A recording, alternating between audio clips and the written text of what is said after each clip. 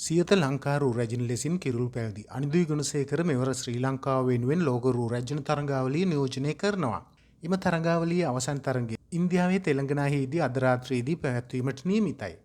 අද රාත්‍රිය ශ්‍රී ලාංකික අපට කිසිදා අමතක නොවන රාත්‍රියක් වනු ඇති බවට මේ වන විට ඉඟි පහළ වෙමින් පවතිනවා.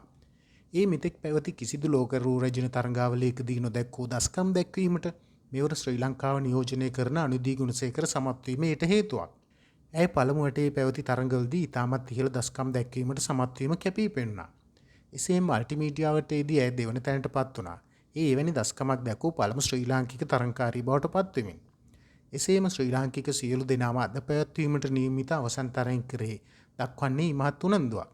එසේ මේ වන විට ලෝපුරා බොහෝ සුපිරිතරු ඉන්දියාවේ තෙලංගනාව වෙත එක්වෙමින් සිටිනවා. ඒ අවසන් මහා තරඟය දැක බලා ගැනීම සඳහා. ඒ සඳහා ශ්‍රී ලංකාවෙන්ද ජනප්‍රිය තරු කිහිපයක්ම එක්ව සිටියේ මෙන්න මේ ආකාරයට.